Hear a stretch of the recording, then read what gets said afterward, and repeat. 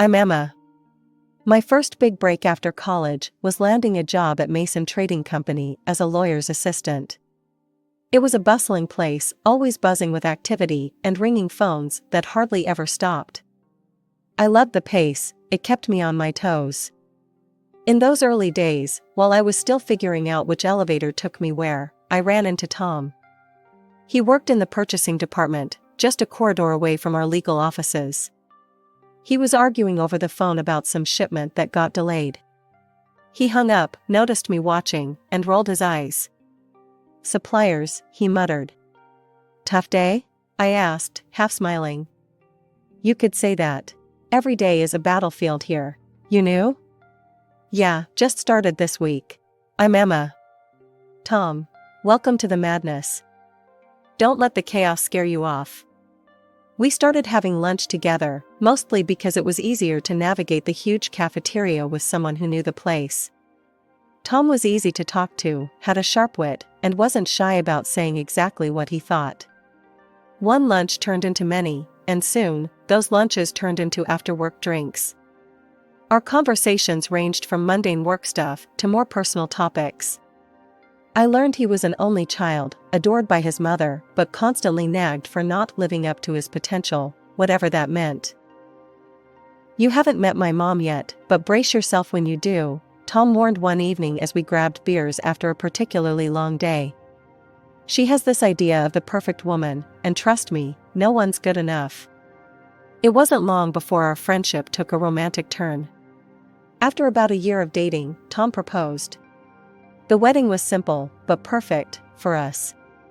We bought an apartment together with savings I had from my grandma and his savings. It felt like everything was falling into place. Life with Tom was mostly smooth, except for the occasional bickering about who forgot to buy milk or whose turn it was to clean the apartment. But nothing too heavy, just the usual stuff couples go through. Until one day, everything felt different. I was exhausted all the time, and even the smell of coffee, which I loved, made me nauseous. One morning, struggling to even get out of bed, I decided enough was enough. I booked an appointment with my doctor, thinking maybe I had the flu or something. Sitting in the waiting room, flipping through a magazine without really reading it, my name was finally called. Dr. Lena was always straight to the point, and after a few questions and tests, she dropped the news. "Well, Emma, congratulations are in order. You're pregnant." "Pregnant?" I repeated, the word foreign and heavy. "Are you sure?" "Quite sure," Dr. Lena smiled, handing me the test result. "But you need to be careful. Your body's signaling a few warning signs. Nothing too scary, but you need rest, less stress." I nodded, my mind racing. Pregnant. How would Tom react? I couldn't tell over the phone. This needed a face-to-face. Walking through the door of our apartment that evening, I found Tom on the couch, eyes glued to his phone. "Tom, we need to talk," I said, my voice shaky. "I went to the doctor today. We're going to have a baby." Tom's face changed. It wasn't the reaction I'd hoped for.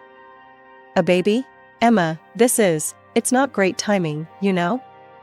We haven't even traveled like we talked about. And a baby? That's a huge change." I felt a pang in my heart. I know it's unexpected, but it's also kind of amazing, right? We're going to be parents. Tom ran his hands through his hair, a sign he was stressed. "I don't know, Emma. It's too much. It's too soon." "Too soon for a family with me?" I asked, hurt coloring my tone. "No, that's not what I mean. I just thought we'd have more time, just us two." The conversation went in circles. Tom saying it was bad timing, me trying to highlight the positive. By the end of it, Tom had closed off, and I was left feeling alone, holding on to a piece of news that should have brought us together but instead was pushing us apart. The next day, I spoke to my boss, Mr. Harlow. I needed some accommodation, given the doctor's orders. "Mr. Harlow, I need to ask for a change. I'm pregnant, and there are some complications. Could I possibly work from home?" Mr. Harlow, who was always more understanding than I gave him credit for, didn't hesitate. Of course, Emma. We'll set up everything you need at home. Take care of yourself and the little one. Going home that day, I hoped Tom had softened a bit. But when I told him about the remote work arrangement, his reaction was cold. So, you're just going to be home now? What about all the plans we had? I thought you'd be happy I found a solution to keep the stress down, I said, trying to keep my voice steady. Emma, it's like you're not even listening. I said it's too soon for all this, Tom snapped back. I went to bed early that night, feeling the distance between us grow. As I lay there, the reality of my situation sinking in, I realized this journey was going to be tougher than I thought. The air in our apartment felt heavier these days, like each day was a cloudy one, even if the sun was shining outside. Tom's affection seemed to drain away as quickly as it came. He grew more distant, more irritated by the small ways my life had to change because of the pregnancy. He said he felt neglected, like he was second to my health and the baby's needs. His mom, Mrs. Blackwell, was no help either. She called one afternoon, her voice as cold as the winter wind. Emma, this child. It's not the right time.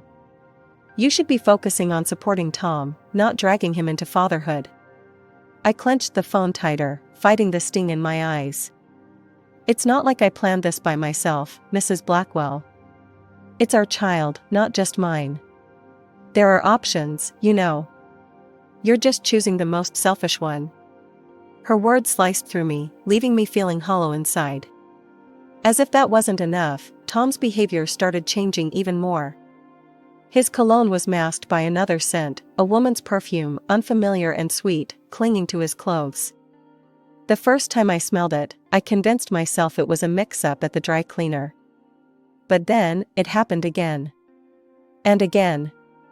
He also started staying out late, mumbling about needing to catch up on work, and his weekends were booked up with sudden business trips.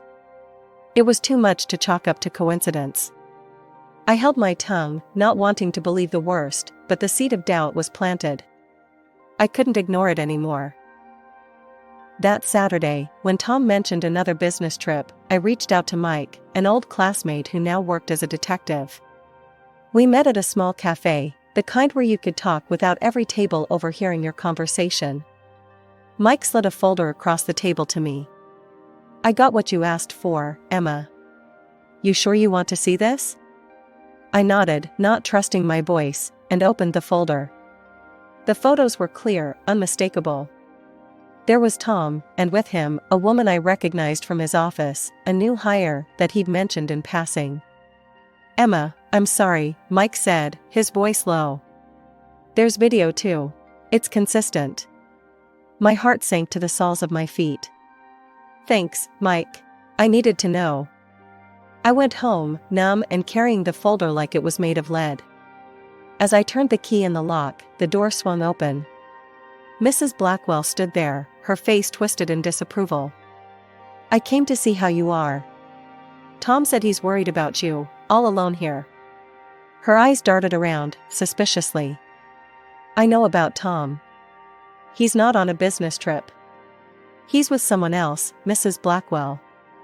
She scoffed, her defense quick and sharp. You're driving him away. Always sick, complaining, needing things. What man wants that? That's no excuse for cheating, I shot back, anger rising. And you think having his baby will fix things? No one in the family wants this child, Emma. Only you. Her words were like a physical blow. Get out, I said, my voice trembling. Now. She threw her hands up and stormed out, slamming the door behind her. The silence after was deafening. I sat on the couch, feeling numb and hollow. 30 minutes felt like an eternity as each second passed with heavy, painful ticks, echoing the throbbing in my heart. My mind was racing, but a dreadful resolve settled over me. I had to face Tom and see the truth with my own eyes. Mike had given me all the details I needed. There at the Grandview Hotel, room 718, he'd said, his voice filled with reluctant professionalism.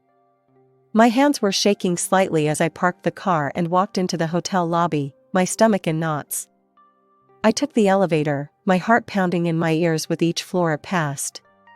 When the doors opened, I stepped out into a brightly lit hallway that felt too cheery for what I was about to do. Room 718 was just down the hall, and as I approached, I could hear laughter and the clinking of glasses. My hand trembled as I knocked on the door. "Room service must be here with the champagne." I heard a woman's voice, chirpy and carefree. After a few seconds that felt like hours, the door swung open. Tom looked out, his expression changing from anticipation to shock in an instant. "Emma? What? How did you find?"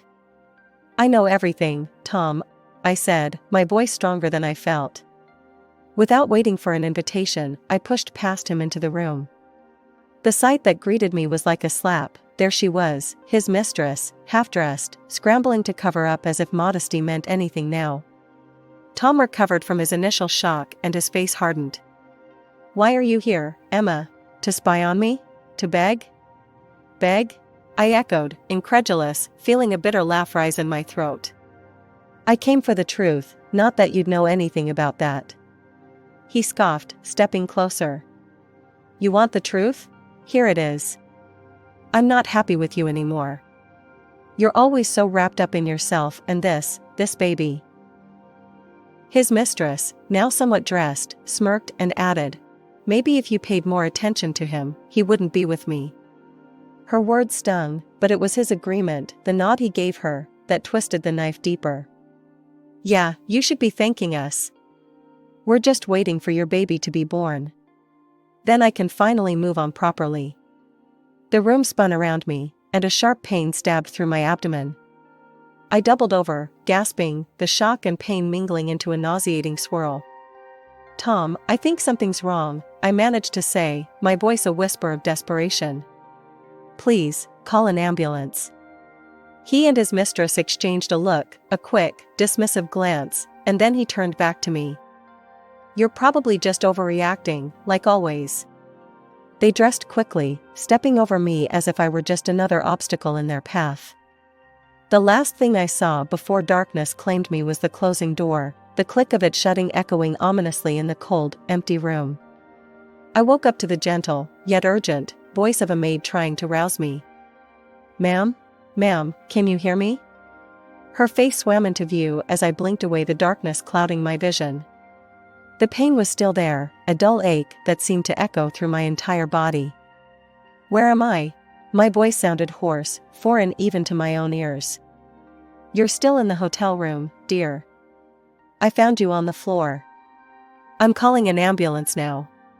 True to her word, the next thing I knew, I was being wheeled through the emergency room. The hospital lights were harsh, blinding, as nurses and doctors swarmed around, their voices a cacophony of concern that I could barely comprehend. They asked questions, too many questions, but all I could think about was the betrayal and the pain. Tom never showed up at the hospital. Neither did his mother. Calls went unanswered, their silence more painful than any physical wound. By the time the doctor came with the news that I had lost the baby, the grief was so heavy, so overwhelming, it was all I could do not to scream. The loss was not just a personal tragedy, it felt like an injustice, one that Tom, his mistress, and his mother had a hand in. They had abandoned me, left me alone at my most vulnerable. The bitterness and anger stewed inside me, brewing a storm. After what felt like an eternity, the hospital discharged me. I drove straight to our apartment, and began packing Tom's things. Each shirt I folded, each sock I threw into the box, was a severance, a cutting of ties. With his belongings piled in the trunk of my car, I drove to Mrs. Blackwell's house. I didn't bother with niceties. I unloaded his things right in the driveway, letting them fall wherever they may. I didn't knock, I just walked in. Mrs. Blackwell was sitting in the living room, a look of resignation on her face. She knew why I was there. "Emma," she started, her tone weary, "you should just leave. Take what dignity you have left." "Dignity?" I laughed, but there was no humor in it. "You think I came here for a lecture on dignity from you? He's my son. I stand by him. And he will be better off without you," she said bluntly. "He has excellent lawyers. You'll only embarrass yourself." At that, something snapped inside me. Do you even care that your grandchild is gone? That your son left me alone in a hotel room to lose his child? Her eyes flickered away, unable to meet mine. It's a tough situation. It's done, Emma. I stepped closer, my voice low and steady.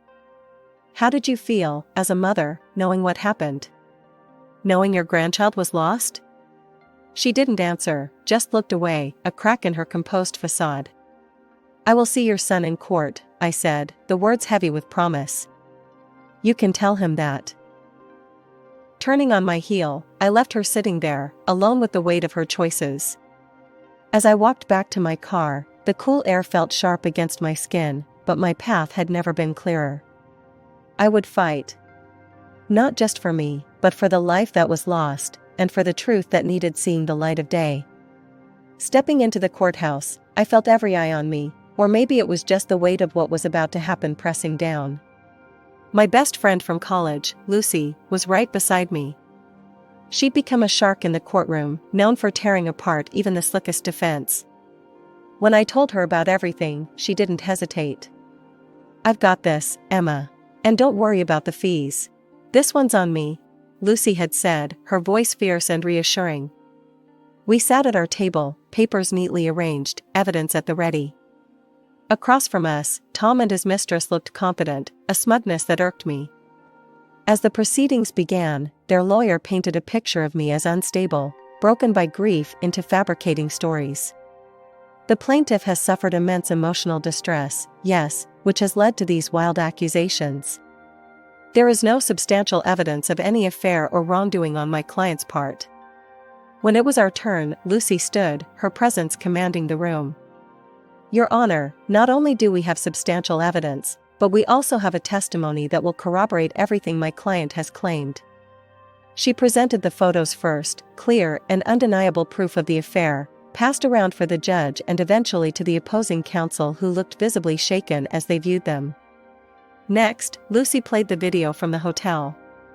The room fell silent as the scene played out. I enter the hotel, then Tom and his mistress, laughing, hugging, leave the hotel without a hint of concern. But that's not all, Lucy continued. She called the maid who found me to the stand. Her testimony was simple, but powerful.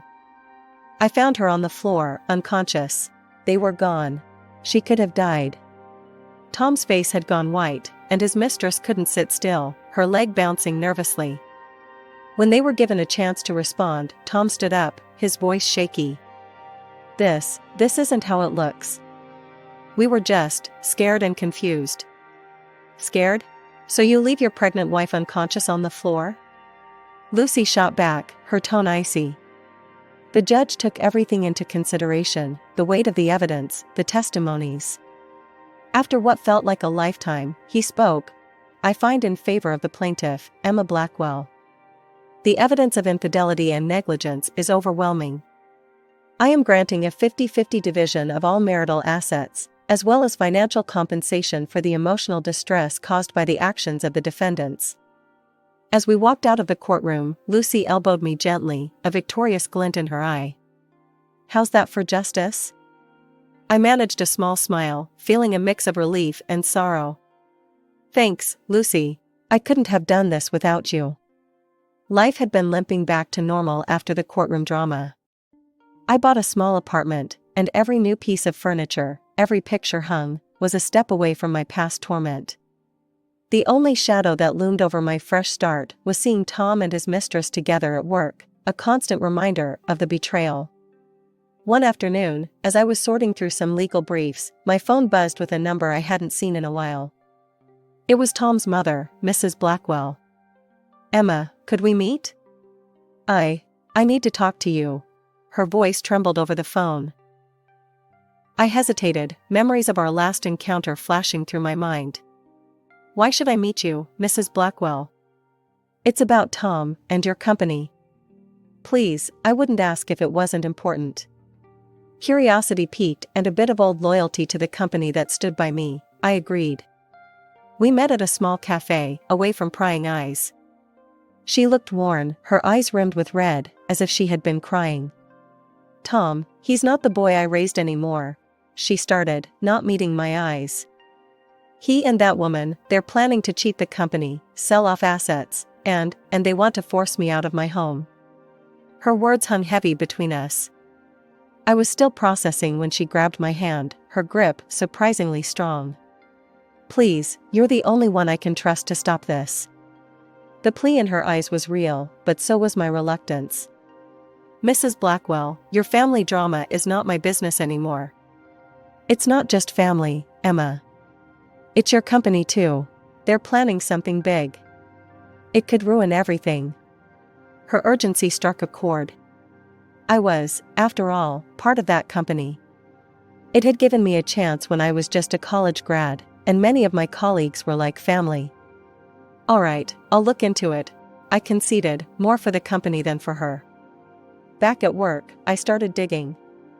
I quietly pulled records and contracts, tracing the trail of transactions Tom and his mistress were involved in.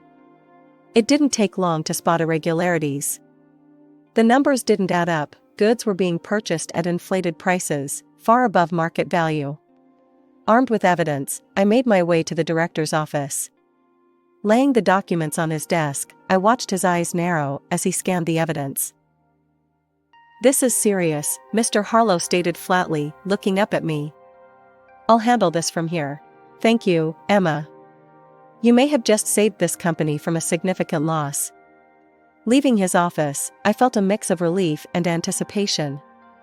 Walking past Tom and his mistress, I caught snippets of their mocking laughter. I couldn't help but smile to myself. Justice had a way of finding its path, no matter how twisted the road might be. After exposing Tom and his mistress, a full-scale investigation rippled through the company. As it unfolded, I was often called to testify, detailing every discrepancy and irregular transaction I had uncovered. The courtroom once again became a familiar setting, but this time I stood confidently, bolstered by the truth and the mountains of evidence that supported our claims. The legal battles were intense and draining. Tom and his mistress faced the consequences head-on. The company, having suffered significant potential losses, pursued justice relentlessly, culminating in a multi-million-dollar lawsuit against the duo. The verdict was as expected, guilty. The court's decision barred them from holding any senior positions in the future, a fitting end to their corporate malfeasance. Amidst the chaos, my own career took a surprising but welcome turn. The company recognized my efforts and promoted me to a senior lawyer, an acknowledgement that came with a significant award. One quiet afternoon, as I was organizing files in my new office, a spacious room with a view of the city skyline, my phone rang. The screen displayed a number I hadn't seen in a long while. Mrs. Blackwell. Emma, it's me, her voice came through, tinged with humility, a stark contrast to our last encounters. I wanted to thank you for saving my home from being sold out from under me. Her gratitude was genuine, and despite everything, I felt a twinge of sympathy for her. You're welcome. I did what I felt was right. There was a pause, a breath of silence, before she added, I was wrong about you, Emma. So very wrong. I used to think you didn't deserve my son, but I've come to realize it was he who didn't deserve you. Her words, unexpected and raw, took me by surprise. Thank you for saying that. It means more than you might know. Could we meet? I'd like to apologize properly, face to face, she suggested, a hint of hope in her tone. I considered her request. All right, Mrs. Blackwell. Let's meet. We decided on a quiet cafe, neutral ground, for what was to be a frank conversation. Sitting across from her, I saw the changes the months had wrought on her. Gone was the haughty demeanor, replaced by a somber reflectiveness. Emma, I'm sorry for everything. I was blinded by my own expectations, my own desires for Tom, that I couldn't see the truth. You were always the stronger person, and I admire that deeply now, she confessed, her eyes not meeting mine. It's been a tough journey for us all, I acknowledged, my voice steady. But your apology is accepted, Mrs. Blackwell. We talked more, about life, about lessons learned. It was clear that friendship wasn't on the table, but mutual respect hung in the balance, a fine thread that connected our shared history. Leaving the cafe, I felt lighter, as if her words had lifted some of the shadows of the past. I walked back to my office, past the now empty desks of Tom and his mistress, a reminder of the bullet dodged. Their laughter no longer echoed through the halls. Instead, my own steps sounded a steady beat towards the future.